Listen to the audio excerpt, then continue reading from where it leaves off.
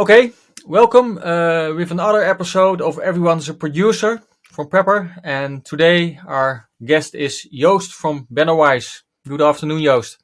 Good afternoon. Thanks Yeah, for the invite. glad that you could be here. Maybe not everybody knows Bannerwise already. So just to start things off, can you tell us what is Bannerwise and what do you do? Of course.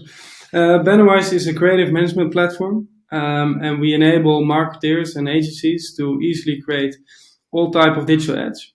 But to focus on dynamic creatives, ads that are connected to product feeds for e-commerce, retail, but also for different kind of industries.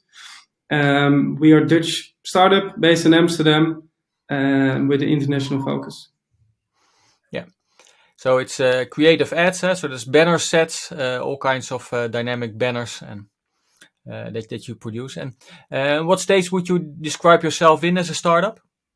Yeah, it's a good question. There's no one definition of startup, scale up, and then we exist for more than 5 years. So in that sense, you can ask yourself, are we startup? On the other hand, scale ups grow 2, 3, 4x per year. That's also not the case, but I would say we are still a startup. Yeah, I think it compares very much to where Prepr is itself. So that's good. Okay, so you're a SaaS business. Obviously, today we're talking about lead gen for SaaS businesses.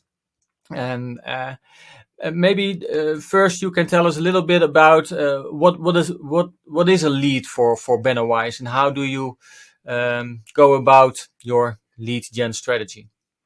Sure. I think like everyone, we have different. We have a funnel and we have definitions. And a lead is for us is a lead that everyone that, for example, subscribes to our blog or newsletter or fills in the contact form, register for a trial. So all these kind of events are for us leads. Or people that we talk to on an event, for example. Yeah. And maybe you can talk us a little bit through how you deal with those leads. What's the setup of your funnel? You say you have contact forms that people fill out, but also a trial user. So I can imagine that those are treated differently. So yeah. Yeah, sure. After lead becomes for us MQL, marketing qualified lead. This is in line with our ICP, ideal customer profile.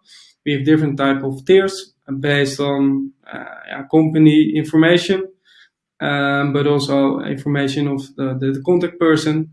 If it's, for example, it's not an intern, or is it a fake company, or this kind of information. And based on this, a lead becomes MQL combined with intent as well. And from there onwards, sales can take over, reaching out to leads by phone, by email, and of course, if there's a call scheduled, then this is a call, and then it becomes an SQL, and hopefully, in the best case scenario, there's a fit, and then we qualify them as an opportunity. And for an opportunity, we have different life cycle, or let's say in between steps, discovery, solution, presented, solution, confirmed, verbal order, and won or lost, and that's our process. Yeah, and I'm wondering, since it's pretty much the same as we have at Prepr as well, is since you also provide these free trials or 7-day free trials, I think I saw on the website. Do you convert most of your customers through their own onboarding experience, or is this mostly a sales-led experience for your business? Since it's a pretty simple proposition you have, so you might think that a lot of people finish the account themselves and upgrade themselves, but yeah, that is of course the idea in the ideal world. I did this. It depends a bit on the use case, how difficult it is. Creating HTML5 ads is for us that is quite straightforward, and then also then you have our lowest plan is the right plan. So then the credit card can be used, and the amount there's no legal involved. Most of the times it's quite straightforward and to the point. But if it becomes a bit more complex, the use case or the ads or more stakeholders are involved, then then there is contact needed or consultancy needed, presentation, demo, etc., and some back and forth. It depends also on the buyer persona. Designers, they want to test our tool themselves, and if they like it, they will probably tell their head of design or if they're part of the marketing team, to the marketer that this is something they want to work with, and then the marketer takes over most of the times and discuss pricing, or they have the ability to fill in checkout themselves. But if we talk about marketeers, they're quite busy. They like to play around, but then the experience is not always the best, since it takes a bit more time than I expect. And then the gained value is not per se there.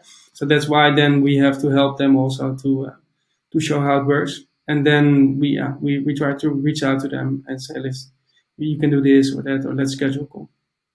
Yeah, and I'm just curious because I think a lot of SaaS companies experience this problem, that the people that are evaluating these solutions are not necessarily the people that are getting the immediate value of the product. So when you have a marketer that's in your lead bucket, you say, okay, we try to reach out for them. I understand, but maybe you can elaborate a little bit on that. So what you do to get in touch with them, or maybe other ways to get them to experience the value themselves.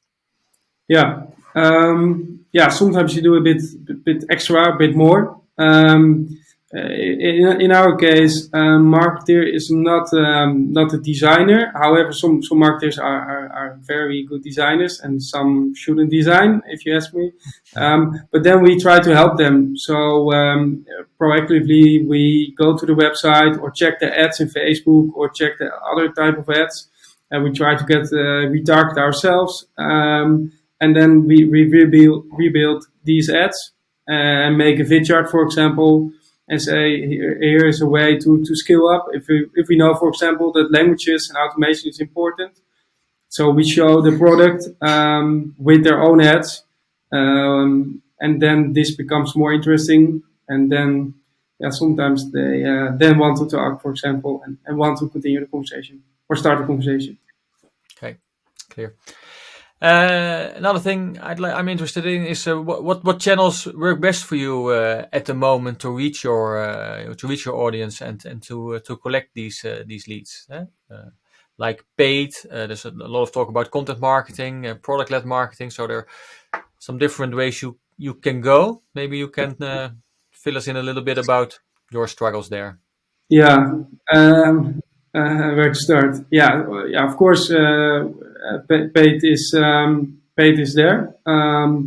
Paid is also getting more. It's getting harder. More competition, and also the CPAs are increasing. So that's why I think this is a trend in the market, of course, but the content is getting more and more important. As well, you also mentioned product-led. For us, we are, I think, sort of in between sales-led and product-led transition for this year. So we try to automate more on the product, and also to have more marketing automation, but also engagement in the tool, in the platform, like guided tours or checklists or these kind of things. So paid is there. Word of mouth referrals works and converts the best. There's it's a bit cliche, but the trust is there. And what we also see is that if people switch from job, then from agency to agency or from agency to brand or vice versa, then if the experience is good, then they come back. So this is, I think, all in line with product led, with the product engagement. That's really important. Yeah.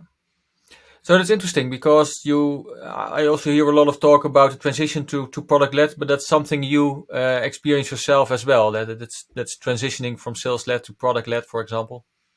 Yeah, because on paper we have ICP tier one leads, but they want to discover the platform themselves, and I think marketing automation can help there to guide them to the platform and then more engagement, and then there should be a moment in time that if they're more engaged, then sales can still, or sales, product specialist or almost sort of marketeers can help them to define if we are the right solution, or perhaps send them to a competitor if that's a better fit, a better solution. Instead of calling within 5 minutes, and especially in the COVID times, that was harder because people work from home and it's harder to reach them by company phone, for example. Mm-hmm. Yeah. Okay. And we got an overview of your strategy and the channels that you are using. And when I ask you what are your biggest challenges at the moment, what would that be in the lead gen funnel, and maybe also part of the onboarding funnel? So I think there are a couple of challenges. One of them is, I think we are too reliable on paid, and that's why we are now focusing on product, but also on demand, and that's why we just launched a new website with new messaging that is more in line with actually the evolvement of the product of the last years, but also the different, entry points. Some leads are looking for a specific type of ads or very concrete, and other leads are more hard over and interested in how they can increase ROI. And I think then there are a lot of tools in the SaaS that can help you with increasing ROI, but also we can help there. So that's what we're trying to do now, and the next step is or at the moment we are coming up with a framework, a content strategy to attract more, but also better quality leads. Because that's with paid, you don't have control over the quality per se. Of course, you can define the right keywords, but yeah. And when you are talking about this content strategy, so you can aim your content strategy at different phases in the buyer journey. Huh? So you can start all the way at the start in the awareness phase, where people don't even think about banners, maybe up until right before they choose your creative ad solution. Mm-hmm. Can you tell us a little bit about where you are aiming at, or do you aim at all these stages? Yeah. First, we go for the low hanging fruit, but we need all type of content. Also to reach out, like I said, we redefined the messaging and have a very, I think, concrete ICP. So we can use this also for branding or awareness content more about digital advertising, and not per se about a creative management platform. And then from there onwards, hopefully they subscribe to the blog. Our content is worth to read, and they will start following us, etc., etc.